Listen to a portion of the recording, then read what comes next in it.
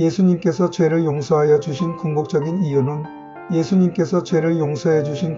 이유는 하나님의 사랑과 공의를 동시에 성취하여 죄로 인해 하나님으로부터 단절되었던 인간을 구원관계, 회복하고 영원한 생명을 주시기 위함입니다. 하나님은 인간을 창조하셨고 인간이 죄로 인해 타락했음에도 불구하고 여전히 인간을 깊이 사랑하십니다.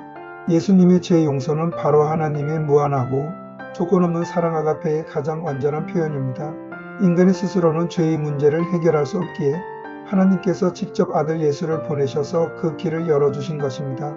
하나님이 세상을 이처럼 사랑하사 독생자를 주셨으니 이는 그를 믿는 자마다 멸망하지 않고 영생을 얻게 하려 하심이라. 요한복음 316죄는 하나님과 인간 사이의 관계를 단절시켰습니다.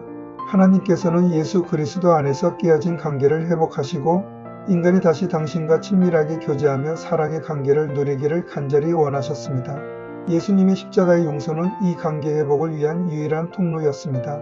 하나님은 사랑의 하나님이시지만 동시에 공의의 하나님이십니다.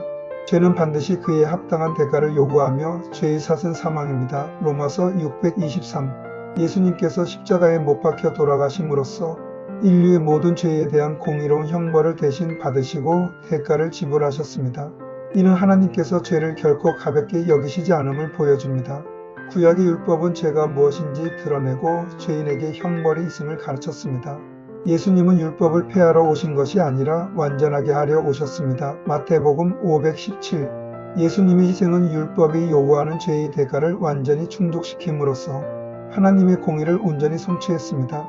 죄의 결과는 영원한 죽음과 하나님으로부터의 단절입니다.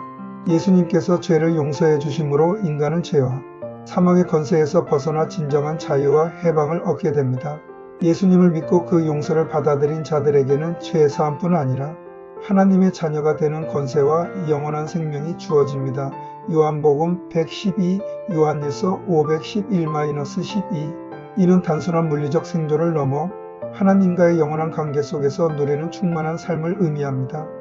결론적으로 예수님께서 죄를 용서해 주신 궁극적인 이유는 죄로 인해 죽을 수밖에 없었던 인간을 향한 하나님의 지극한 사랑과 죄에 대해 반드시 심판하시는 하나님의 공의를 십자가라는 단 하나의 사건을 통해 동시에 완벽하게 성취함으로써 모든 믿는 자에게 영원한 생명과 하나님과의 회복된 관계를 선물하시기 위함입니다.